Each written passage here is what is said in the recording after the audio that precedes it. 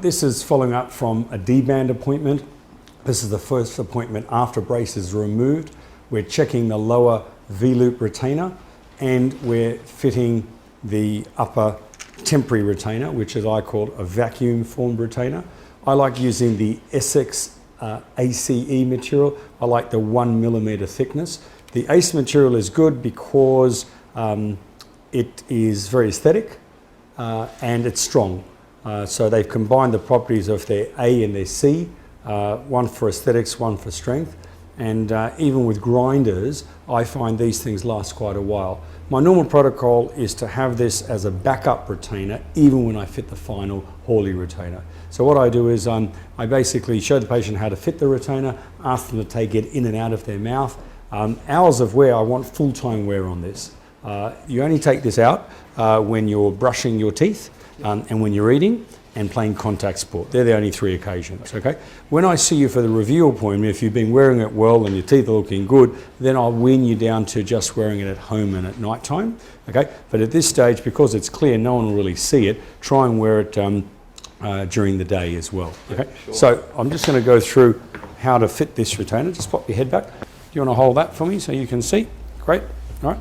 So when you fit the retainer, rather than put it in this way where it's big, put it in sideways like this, rotate it like that, and then get it in the middle, and then click, right? And you've got to make sure, this is what kids forget, click the back that way, right? Now, if I hold the mirror, can I have you doing that? So, clicking out right down the back, fantastic, right? Then rotating it in, perfect. And pushing it all the way back. Excellent, okay? Now, what we want to tell you a couple of things about retainers. I've been in this game for a long time and I can write a book on all the excuses why kids lost their retainer, right? So I'll start with the most common. Went to McDonald's, took it out to have a snack, wrapped it in a tissue, and the girl came and threw it in the bin. So there's only 2 places your retainer is going to belong, in your mouth or in the retainer box, yep. Second most common way of losing the retainer is the home pet, normally a dog. It smells of saliva, so what's going to happen as soon as you leave it lying around, that dog will smell it, it'll be like a bone, they're going to grab it and go and bury it in the backyard, right? Okay. And to this day I haven't had any dog's teeth straighten up with all the lost retainers we've had, right? Now, to clean it, just use toothbrush and toothpaste. But to get rid of the odour and to disinfect it, I would suggest once or twice a week you soak it in some granules. Use this, it's a cold water cleaner. We don't want you, some patients do silly things like I had one patient who soaked their retainer in Dettol, and of course it melted the whole retainer. I have other patients who try to boil it to make it clean. So this retainer is made of industrial strength plastic, but if you leave it out in the sun, like in the Sydney weather on the front seat of the car, it's going to melt, right? So cold water and a teaspoon of that, and leave it soaking there, maybe for 1 or 2 hours, and that will just freshen up, and also it's antibacterial. So I'll give you a bottle of that to take with you, okay?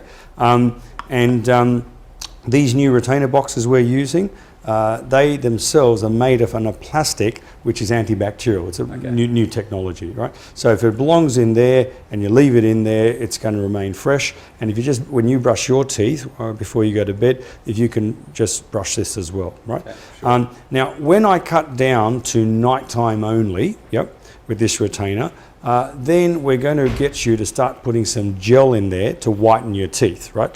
It's called tooth mousse. You remember you had it when your braces were on.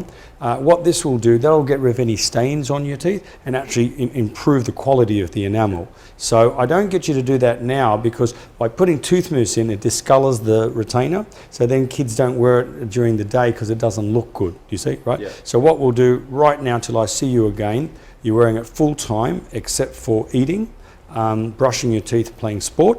Okay. It belongs in there, right, or your mouth.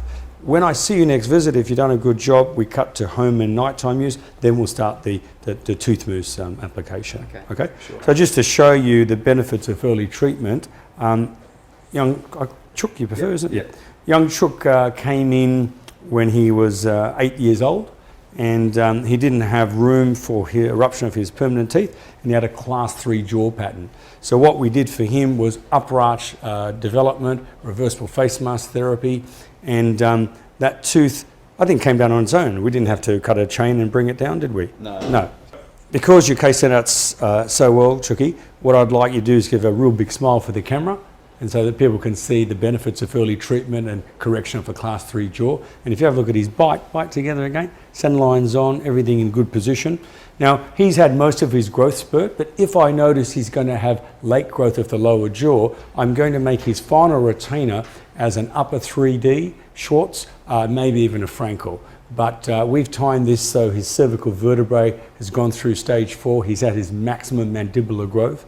I know the family quite well. I've treated the older brother, so I have a kind of sixth sense that we're going to have a stable lower jaw result. But that's something that I will continue to review at the upcoming retainer review appointments. So thanks again for coming in. Yep. And we'll see you in a few weeks. Great. Thank you.